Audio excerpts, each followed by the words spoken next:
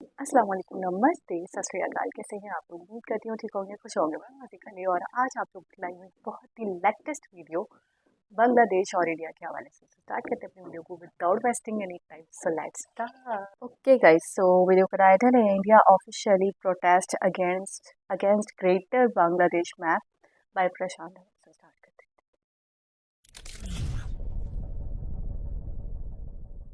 नमस्कार, welcome to study IQ. मैं हूं प्रशांत धवन। नाउ मैं वेट कर रहा था भारत सरकार कब इस इशू को रेज करेगी और बांग्लादेश को बोलेगी कि हम कभी भी ऐसी बातें एक्सेप्ट नहीं करेंगे।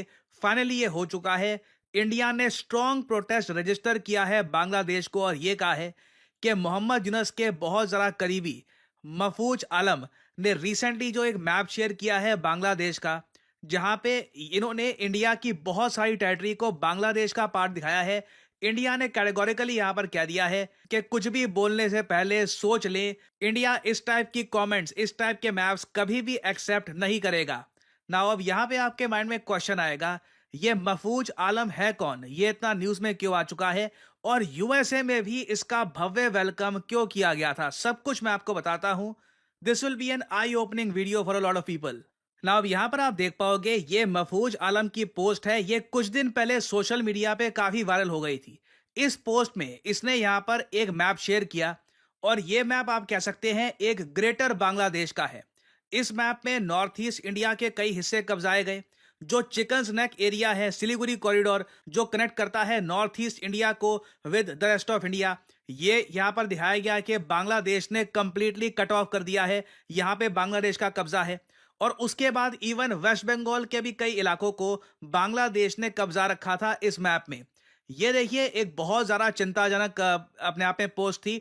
और बांग्लादेश में एक बहुत ही फेमस एनजीओ है बांग्लादेश वॉच, इन लोगों ने इसके बारे में x.com पे पोस्ट भी किया था कि महफूज आलम एक स्पेशल सपोर्टर हैं डॉक्टर मोहम्मद यूनस के और एडवाइजर हैं आज के समय इंटरिम गवर्नमेंट के। ये कोई आम ऐसा नहीं है कि सिंपल सा कोई आदमी है, बस कोई फेमस आदमी है। ये एक प्रॉपर एडवाइजर है to the interim government of Bangladesh. इसने ओपनली ये कहा है कि इंडिया के कई हिस्से बांग्लादेश को कब्जा लेने चाहिए और इसने यहां पर यह तक कह दिया कि बांग्लादेश को अपनी नींद से उठने की आवश्यकता है और बांग्लादेश को एक अग्रेसिव कंट्री बन जाना चाहिए और ये सब करना बहुत इंपॉर्टेंट है। नाउ जैसे ही महफूज आलम की ये पोस्ट सामने आई, कई इंडियंस शॉक्ड हो गए। उन्होंने कहा कि अच्छा, मोहम्मद यूनस के अंडर जो आदमी काम कर रहा है, बांग्लादेश सरकार का एडवाइजर, ये ओपनली कह रहा है कि इंडिया के एरिया कब्जा लो। तो महफूज आलम ने उसके बाद पैनिक में आकर कुछ घंटों बाद ये पूरी पोस्ट डिलीट कर दी। और अगर यहाँ पे आपका सवाल ये है कि अच्छा ठीक है, ये पोस्ट डिलीट कर दी, तब भी भारत यहाँ पे रिप्लाई क्यों कर रहा है? क्योंकि अगर यहाँ पे आपको समझना होगा, आलम कोई छोटा आदमी नहीं है। इसकी पहुंच यूएस तक है। बिल क्लिंटन भी इसको सपोर्ट करते हैं। जब मोहम्मद यूनस ये गए थे यूनाइटेड स्टेट्स ऑफ अमेरिका में, उस वक्त आपको याद होगा कि जो बाइडेन ने इनका भव्य वेलकम किया था, इनको हक किया। बहुत ही अच्छा वेलकम हुआ मोहम्मद यूनस का। ये जो फोटो है ये भी काफी वायरल हुई थी। और उसके बाद बिल क्लिंटन ने एक स्पेशल सी वाला अवार्ड दिया था मोहम्मद यूनस को और उस वक्त मोहम्मद यूनस ने आलम को और बाकी जो लोग हैं उनको इनवाइट किया था स्टेज पर और ये कहा था कि बिल क्लिंटन साहब, इस आदमी से मिलिए। जो भी बांग्लादेश में हुआ है ना, ये मत सोचना कि अचानक से यहाँ पे रेवोल्यूशन हो गया। इसमें बहुत मेहनत लगी है, कई सालों की तपस्या लगी है और इन लोगों ने, इन लड़कों ने बांग्लादेश में जो आप कह लीजिए कू हुआ है, तख्ता पलट हुआ है, ये करवाया है। ये जो वीडियो है ये मैं चाहता हूँ आप देखें। And this is the responsibility we take together, and you will be here with us in that dream, making that dream come true.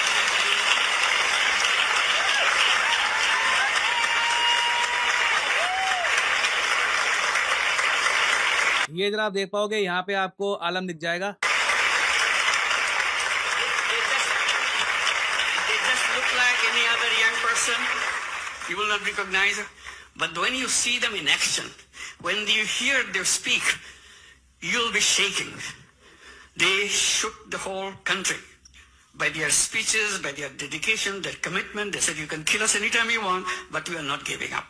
And he is known as to be the brain behind the whole revolution.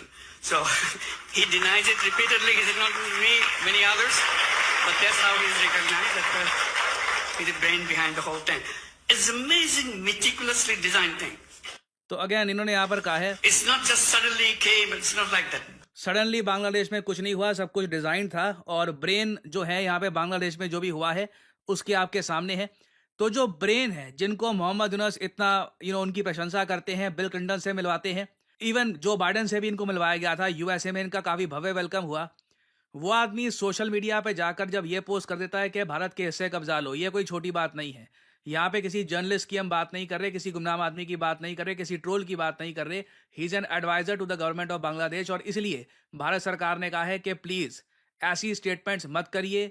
और India ने एक strong protest भी यहाँ पर register किया है। But देखो problem यहाँ पर यही है बांग्लादेश में, आप इमेजिन करके देखो, पोस्ट तो टेक डाउन कर दी, पैनिक मोड में था क्योंकि उसको पता है कि जिस कंट्री को तोड़ने की अभी बात कर रहा है वो कंट्री कई कई गुना ज्यादा ताकतवर है। और इंडिया अभी के लिए बहुत ज्यादा पेशेंटली, बहुत पेशेंस के साथ, बहुत ज्यादा मैं कहूंगा लिटरली दया के साथ अभी भी बांग्लादेश के साथ डील कर रहा है। इंडिया की जो ओवरऑल अगर पॉलिसी चेंज होती है तो बांग्लादेश शायद उसको झेल भी नहीं पाएगा, तो इसलिए जल्दी से ये पोस्ट डिलीट कर दी गई थी।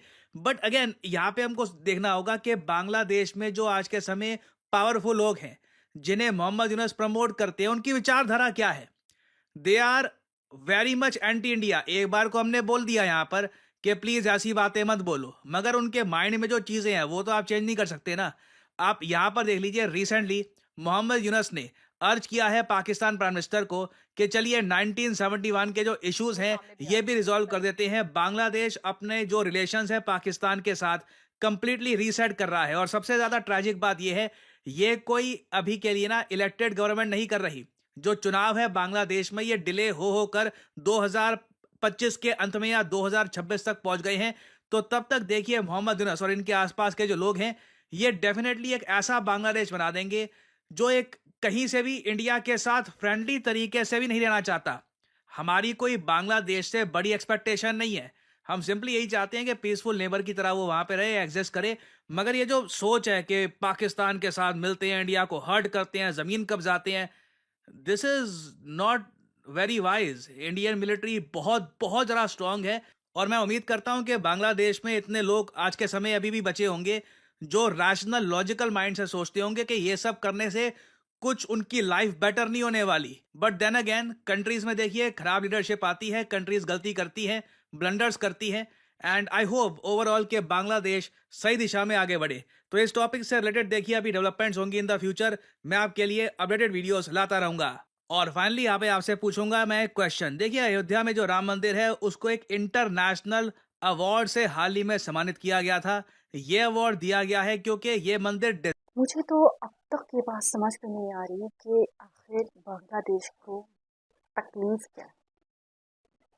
अगर मैं सिंपली बोलूँ तो तकलीफ क्या है इसकी, जो ये एक नई गवर्नमेंट आई है, इसको इंडिया से या इंडिया की पॉलिसी से या इंडिया के लोगों से या इंडिया के हिस्सों से, पार्ट्स से क्या मसला है, क्यों कब्जाना चाहते हैं। ठीक है, दूसरी बात ये है कि एक ऐसा एक न्यूट्रल कंट्री हो जिससे आपका कभी कोई लेन देन नहीं रहा हो, जिससे आपके कभी कोई मामला ना रहे हों, और उसके बारे में आप ऐसी कोई सोच लाएं, ये भी गलत है, लेकिन फिर भी चलें आ सकती है। ठीक है, कंट्रीज़ नॉर्मली देखा है हमने, हिस्ट्री में भी देखा है कि कंट्रीज़ अपने आप को स्ट्रॉन्ग बनाने के लिए हिस्से कब्जाते हैं, दूसरे कंट्रीज़ को कैप्चर्ड करते हैं। ये हमने देखा है, हम पास्ट में भी देखते हुए आए हैं, ये कुछ नया नहीं होगा। लेकिन एक ऐसा कंट्री जिसने आपके बुरे वक्त में आपका साथ दिया, भरपूर साथ दिया हर तरीके से, जिस तरीके से वो दे सकता था उस तरीके से, अपनी मिलिट्री से, बातचीत से, नेगोशिएट करके, जो भी है ये आपका पक्ष रख कर, आपकी ये आवाज़ उठाकर। ठीक है, एक ऐसा वक्त जब कोई आपकी नहीं सुन रहा था, उस वक्त उस कंट्री ने आपके लिए वॉइस रेस की, और आज आप उस कंट्री से मामला इतने ख़राब कर रहे हो। और इवन मैं इस चीज़ के लिए हैरान हूँ, बांग्लादेश में कैसी पॉलिसीज़ हैं, कैसे लीडर्स हैं और क्या सोच रहे हैं। वो पता नहीं लॉजिकली सोच भी रहे हैं, नहीं सोच रहे हैं, वो वाइसली बिहेव कर रहे नहीं है। क्योंकि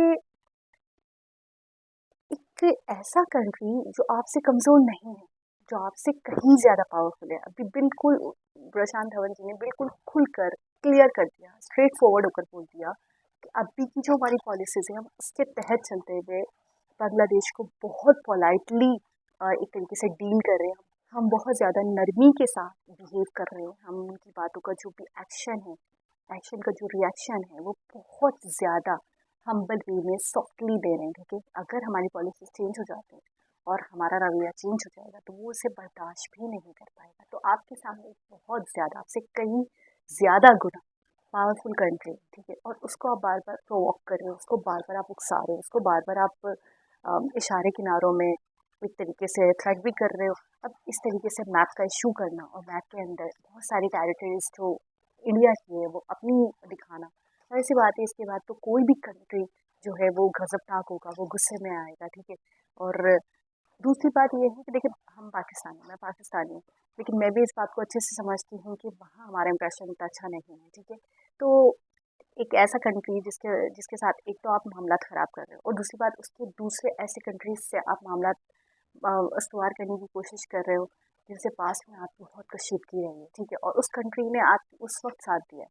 समझे, हमारे मेरे और मैं बोलूँगी पाकिस्तान के और इंडिया के जो बहुत ज़्यादा मामला ख़राब हुए हैं तो वो ये सारी चीज़ों की वजह से भी हुए हैं, ठीक है, कहीं ना कहीं। तो अ, ये तो यही बात हो गई ना कि आपने अपने आप को सारा सारा मलबा किसी और कंट्री पे डाल के आपने अपने आप को बड़ा साफ सुथरा पॉजिटिव इमेज बना लिया आपकी जी। आपने तो बिल्कुल कह दिया कि हम तो आपके साथ बहुत अच्छे मामला रखना चाहते हैं, हम तो हर चीज़ भूल कर आगे बढ़ना चाहते हैं। और एक थर्ड कंट्री जो था जो सिर्फ आपके लिए लड़ा था, जिसने सिर्फ आपके लिए एक स्टेप लिया, फ्रंट पर आया आपकी हेल्प करने के लिए कि जो आपके साथ गलत हो रहा है। देखिए हम लोग भी ये बात मानते हैं, इसमें कोई दो राय नहीं, हम लोग भी ये बात मानते हैं कि कहीं ना कहीं 19-20 हुआ है, ठीक है। तो उस कंट्री को आपने बुरा करवा दिया, ठीक है, और आप खुद बहुत अच्छी अपनी पॉजिटिव इमेज बना रहे हो, आप बड़े पीसफुल बन रहे हो। तो ये चीज़ गलत है। और यहाँ तो मुझे ऐसा लगता है कि ये जो मोहम्मद यूनुस हैं, मेरे दिमाग में तो ये बात आ रही है कि ये बहुत ज़्यादा एंटी इंडिया है, ठीक है। अब मुझे नहीं पता कि इसके पीछे क्या रीज़न रहा है, इसके पीछे क्या स्टोरी है, या ये और इनकी टीम जो ब्रेन ऑफ बांग्लादेश है, जिस तरीके से उन्होंने बताया कि भाई आजकल ये एडवाइज़र हैं, ये बांग्लादेश को लेकर चल रहे हैं, मोहम्मद महफूज आलम, ठीक है, तो वो लेकर चल रहे हैं, तो वो ऑफिशियल एडवाइज़र ऑफ बांग्लादेश है। तो वो ऐसी पोस्ट अगर करते हैं तो इससे क्या समझा जाएगा, क्या सोचा जाएगा कि आपके दिमाग में क्या चल रहा है। देखिए उन्होंने डिलीट तो कर दी, लेकिन एक अच्छा काम बहुत हुआ है, वो ये कि किसी भी चीज़ को रिवर्स, ऐसी ऐसी चीज़ों को रिवर्स नहीं किया जा सकता। और आपने पोस्ट कर दी और आपके दिमाग में क्या चल रहा है, आपके ख्यालात कैसे हैं, आप क्या सोच रहे हो एक दूसरे कंट्री को लेकर, ये आपकी सोच सामने आ गई, पूरी दुनिया के सामने आ गई, ठीक है। ज़ाहिर सी बात है अब इस चीज़ को ज़ाहिर नहीं किया जाता है, इस इम्प्रेशन को आप रिवर्स नहीं कर सकते। आप पोस्ट तो डिलीट कर सकते हो, लेकिन दिमागों में तो आ गया। ज़ाहिर सी बात है इंडिया भी इतना पागल तो नहीं है, काफ़ी अक्लमंद है वहाँ पे जो भी उनके ऑफिशियल्स हैं, वो काफ़ी अकल रखते हैं, काफ़ी वाइसली बिहेव करते हैं। एस डी शंकर हो गए, अजीत डोभाल हो गए, तो सारी बात तो सामने आ गई, मोदी जी हो गए। अब आप इसको रिवर्स करना चाहो तो ये नामुमकिन है। तो ये बहुत ही मैं कहूँगी लेटेस्ट वीडियो थी और जिसने बहुत ज़्यादा शॉक भी दिया। पता नहीं बांग्लादेश चाहता क्या है, आने वाली वीडियोस में शायद क्लियर हो जाए उसका मकसद। दोबारा किसी और वीडियो के साथ आपसे मुलाकात होगी, जब तक अपना बहुत सारा ख्याल रखें। और वाओ फैक्ट 2.0 को सब्सक्राइब करना, वीडियो को लाइक करना, दूसरों के साथ शेयर करना बिल्कुल ना भूलें, ताकि आने वाली हर वीडियो का नोटिफिकेशन आपको टाइम टू टाइम मिलता रहे। अल्लाह हाफिज़।